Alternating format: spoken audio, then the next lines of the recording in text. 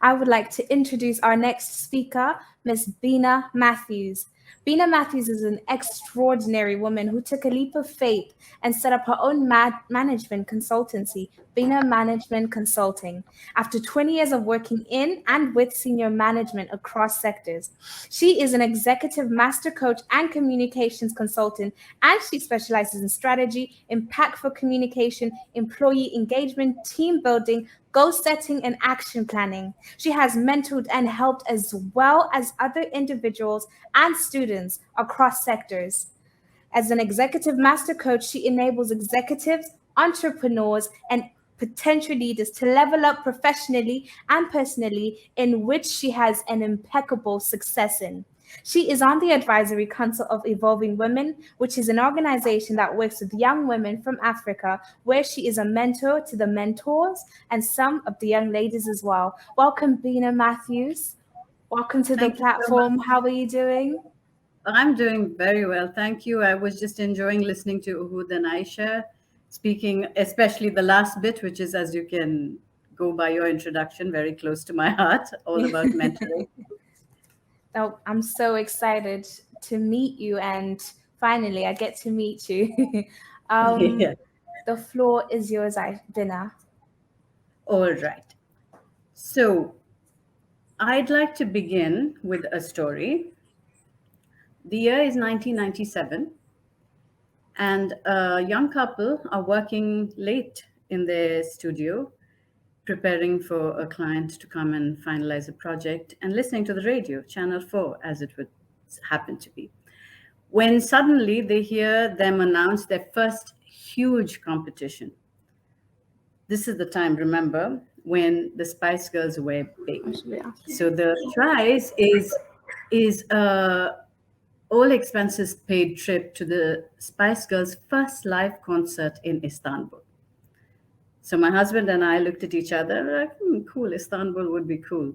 And then they say the second prize is a year's supply of Twix chocolates. Clearly, our priorities need some help because that got us very excited. So I promptly called up the station and actually got through. And the person was asking me the questions, and I just hit it off, and we had a long chat. The question was very easy. What's Posh Spice's real name? Duh, Victoria.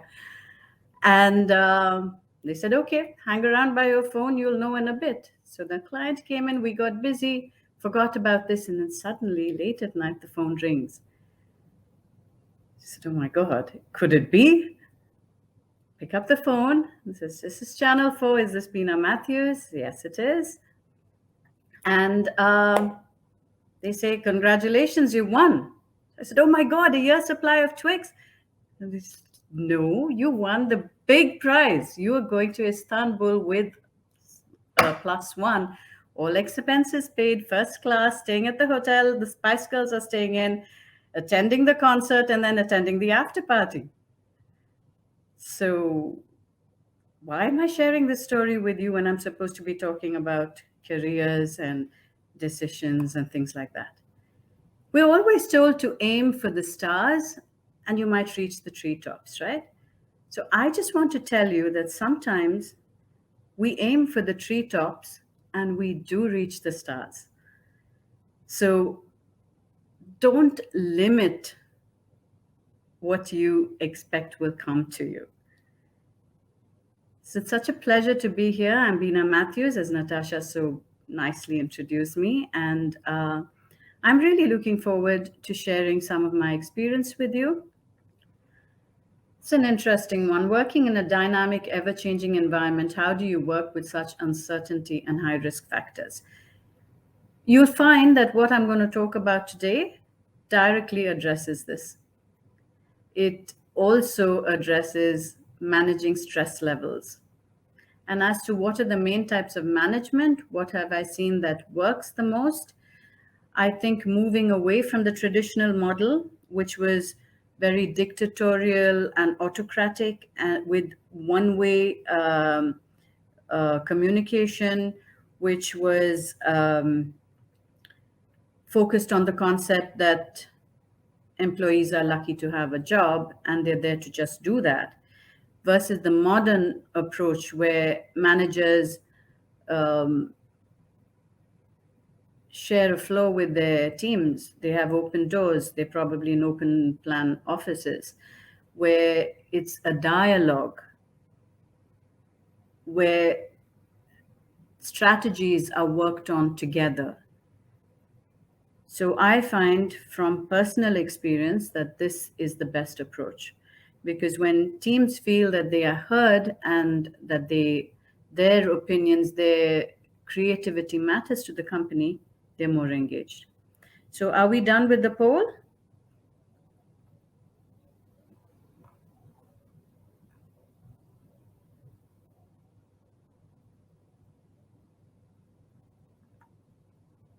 Okay, so we have 60% of you saying sometimes, 20% of you saying no clue, and 20% of you saying yes.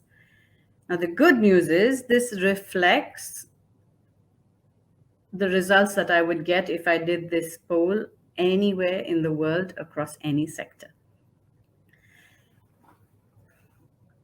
So,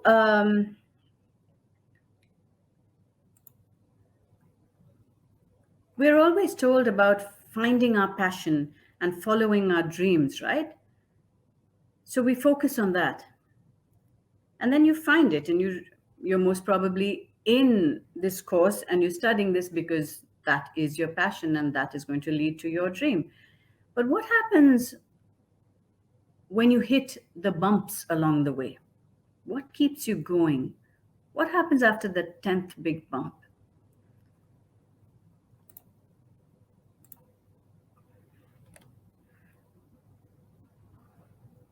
How many of you know what your core values are? Now, as an executive master coach, helping people level up, it's not just identifying what they want and how to get it, but is to know how to keep them motivated. So, in order to know what keeps you motivated, you have to understand what your motivation patterns are. So that is the critical factor. So when I said this, when I asked you the question in the poll, I'm sure many of you thought of movie style self-motivation. You can do this, and looking at yourself in a mirror, and you got this, and you're gonna kill this. It works to some extent. It gets your adrenaline pumping, but sustained motivation requires you to understand that each of us is different and each of us is motivated differently. So, in class, you most probably have the students who can slog day in and day out, and all they want is those top marks, right? You also know the students who that just doesn't work for. And even if you're being told your marks are dropping, they're just not bothered, because the same thing doesn't motivate both of them. So when we keep trying to motivate everyone with the same motivator, it's obviously not going to work, right?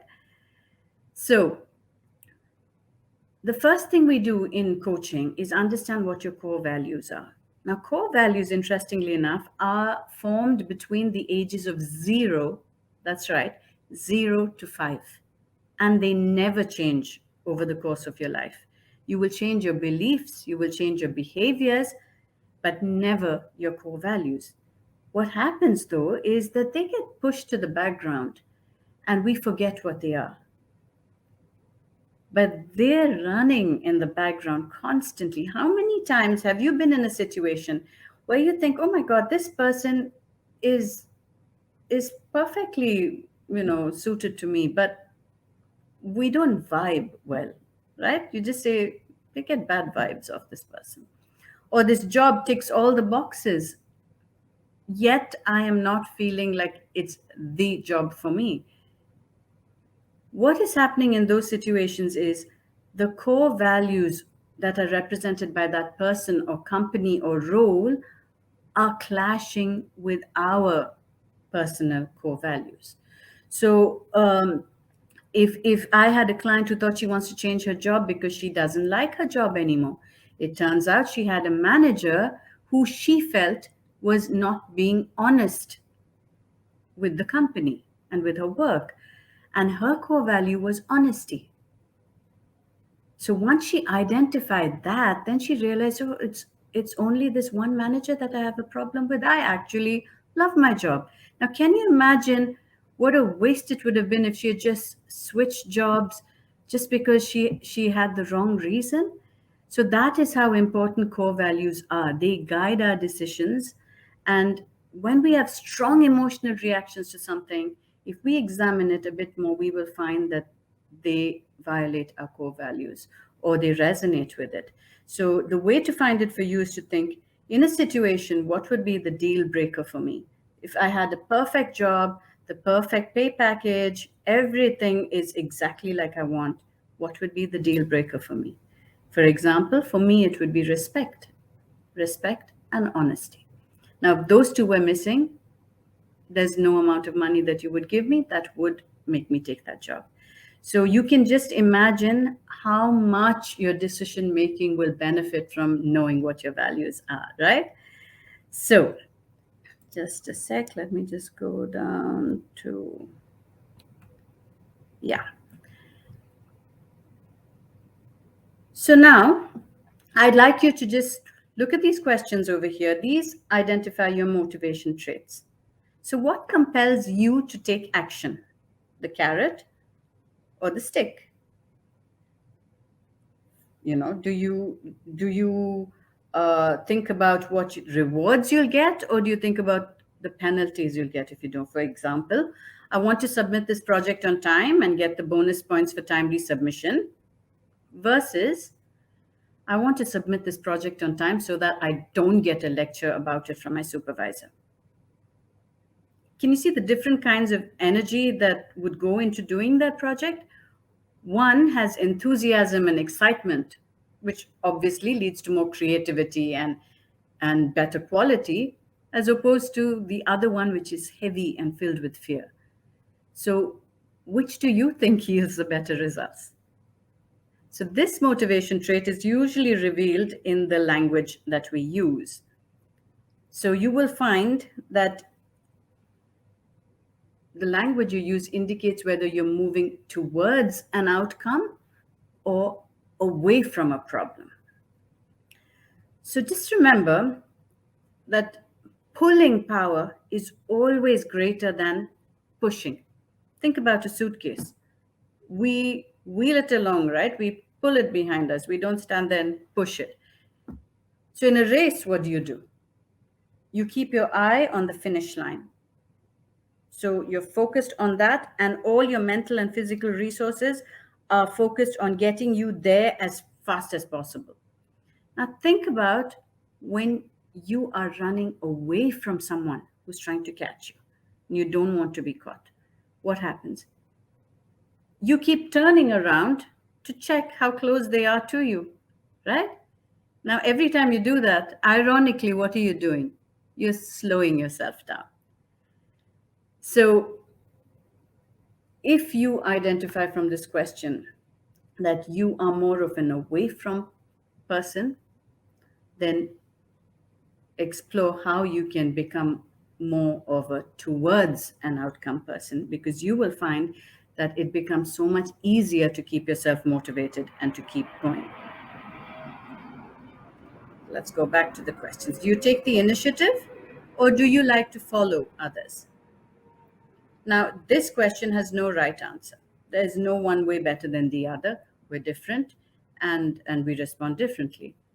So when you see a possible opportunity or experience or try something new, do you just go for it and jump in with both feet?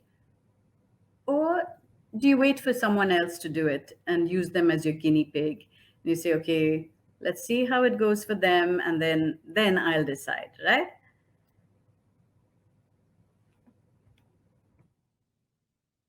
So do you feel safer following in the steps set by someone else rather than create your own way?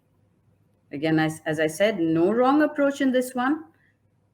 They both possess strengths and weaknesses, but you need to be clear about what traits you possess so that you don't put undue pressure on yourself thinking you're the other one, right? How do you know that you have done a good job? Now, we have intrinsic motivation, which comes from within ourselves, and extrinsic, which comes from outside. So, internal, intrinsic, would be self managing and evaluating. So, you have your own checklist and your benchmark against which you measure what you do. So, when you can tick your own checklist off or meet your own success criteria, then you feel like, okay, that's a job well done. For example, I bettered my turnaround time, or I had better time management this time, or I was able to focus more. Or do you feel that you were successful only when you hear, well done, from someone else?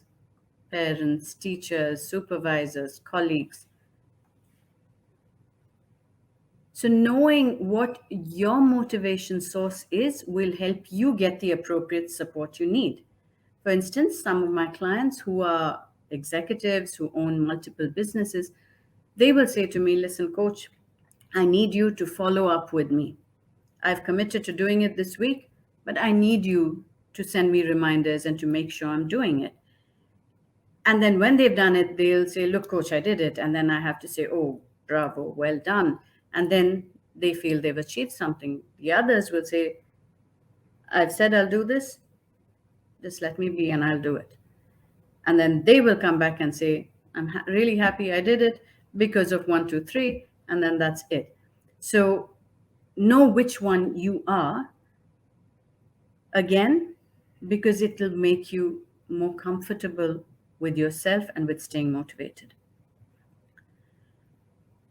So we've gone through the basic motivation traits. Okay.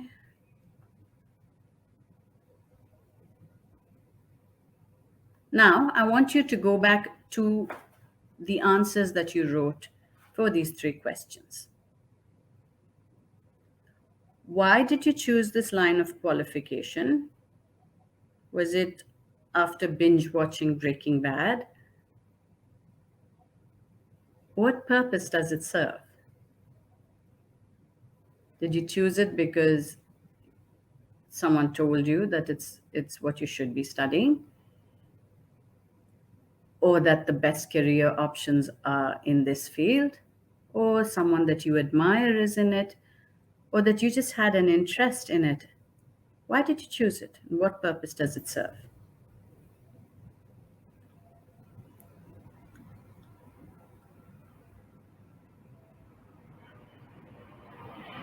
If you haven't written, I'll just give you a bit of time to write it down now.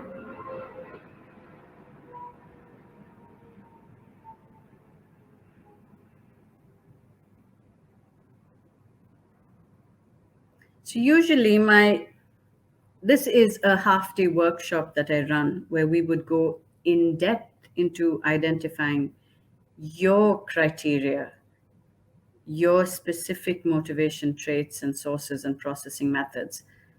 But I think it's quite obvious we can't do that in a 20-minute session. So this is the Telegram version.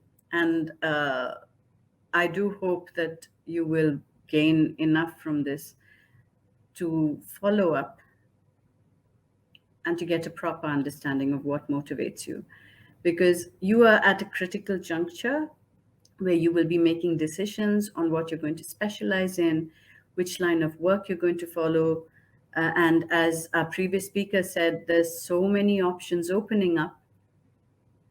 You need to know why you are picking whatever you pick, because that will help you to stay motivated in whatever you decide on.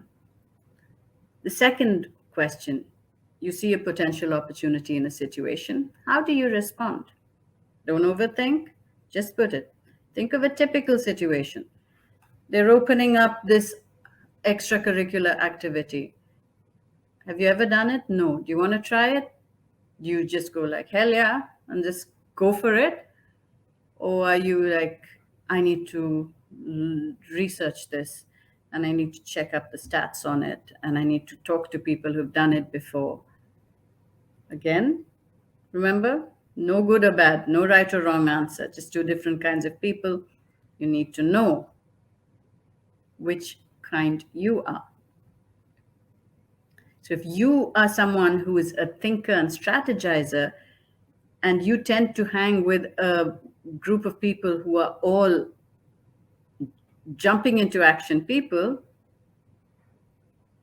you might feel like a fish out of water at times, but it just means what process that you go through is different. That's it. Third question, how do you know you are good at something?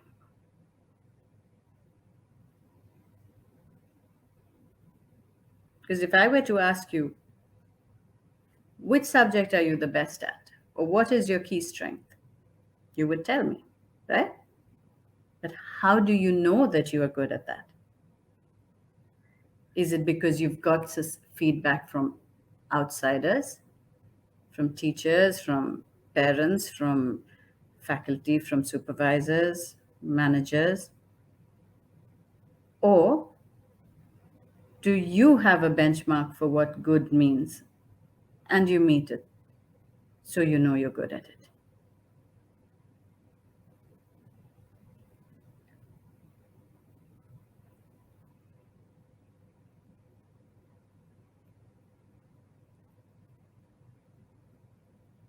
So now that you know from the poll where you stand on being able to motivate yourself, we have quickly gone through the basic motivation traits, the sources, and the processing methods.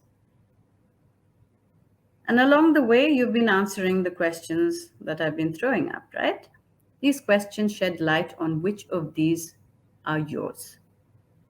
So now when you read your answers to these three questions,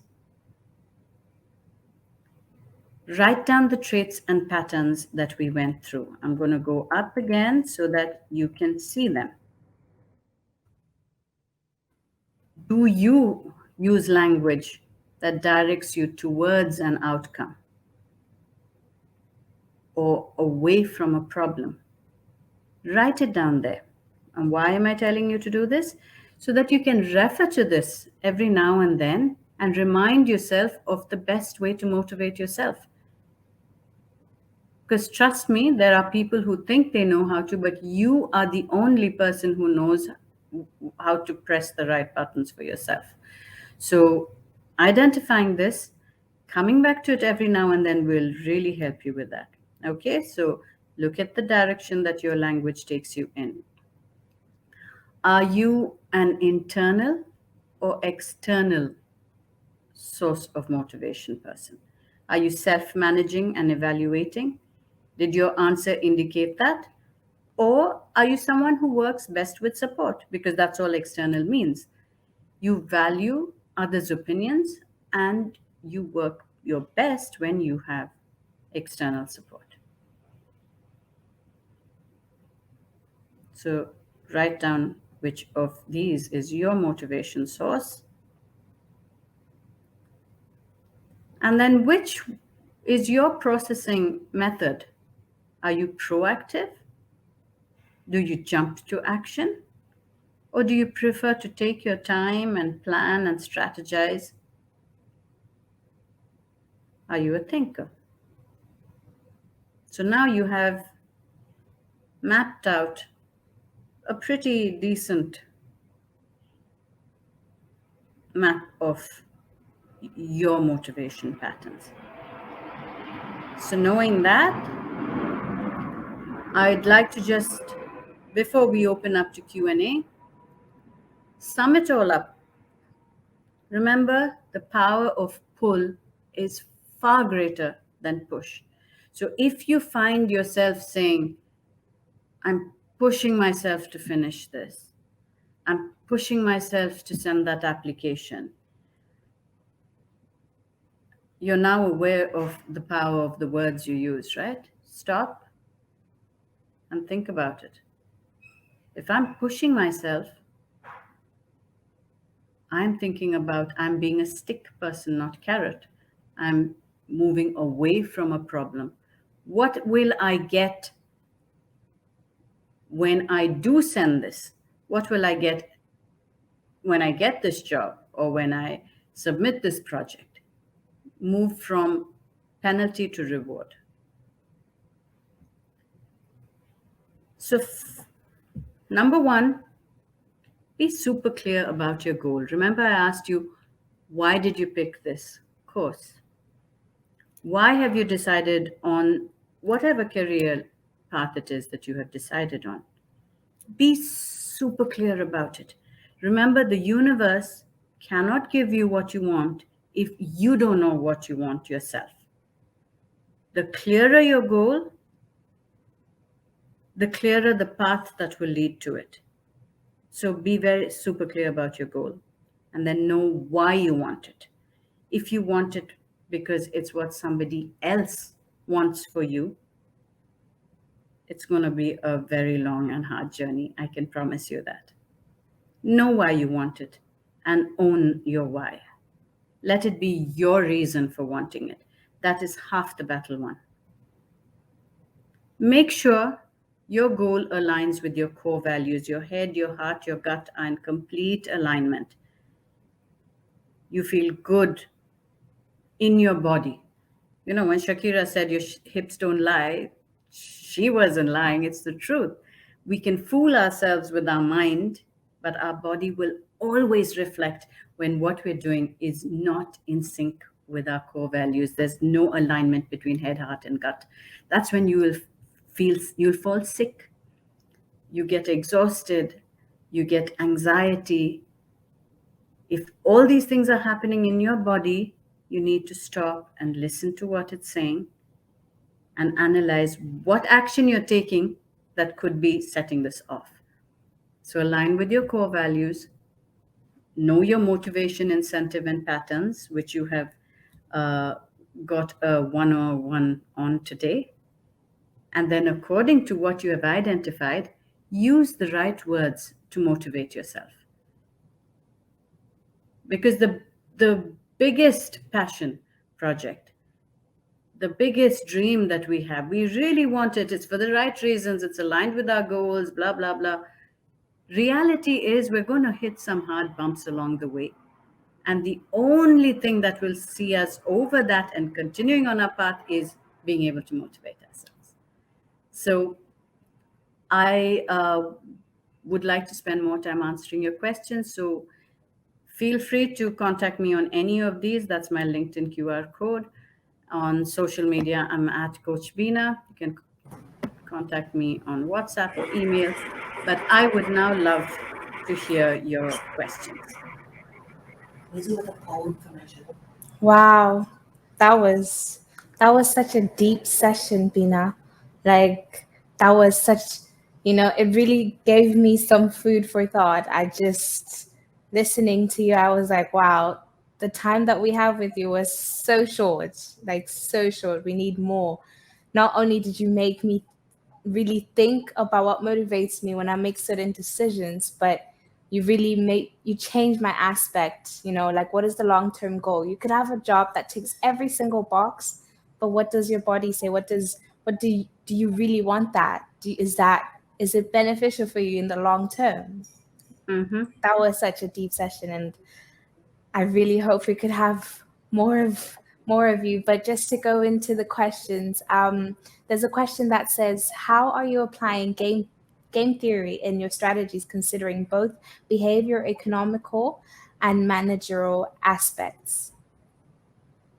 If you are talking about gamification, is that what you're talking about? Yes. Okay. That is gaining ground rapidly because I think that is the single unifying thing across the world now. All of us across ages, we find that games are stress relief. They're Yeah. also ways of keeping our brains active.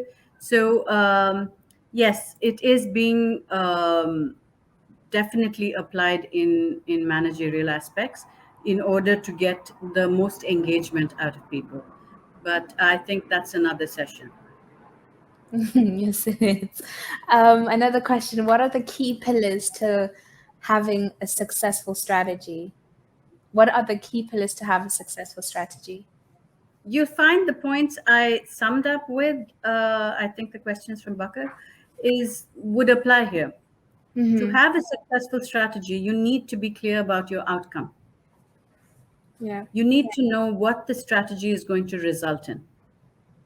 So that's number one. Number two, who does your strategy apply to? Who are the people who are going to be actually implementing it? Now, if they don't understand your strategy, it could be the most beautifully crafted strategy in the world, but it means nothing. So be aware of your key stakeholders. Why? Because then you will communicate your strategy in the most effective way for them. If you want people who are engaged and motivated, because statistics have shown that your productivity increases infinitely when employees are engaged, they need to understand. If they feel that they're just there doing their little job and they don't know what the big picture is and how they contribute to it, it's not going to work. So be clear about your goal, be clear about your stakeholders, communicate clearly to them, and then make sure that they are clear about what their role in it is, and then how the outcome affects everybody. Yes. I think you've really answered most of the questions in the beginning as well as you were going through the session. Once again, it was such an honor to meet you. I could be the moderator, but you spoke to me, and I'm sure you spoke to the students as well. And again, I must say this again, I wish we could have another session with you. But thank you so much for joining us, Bina. Thank you Not so at all. much. It's my pleasure, and I wish all of you the very best um, in whatever goal you're pursuing. And here's to you staying motivated. Thank you so much. Have a lovely day. You too. Bye bye.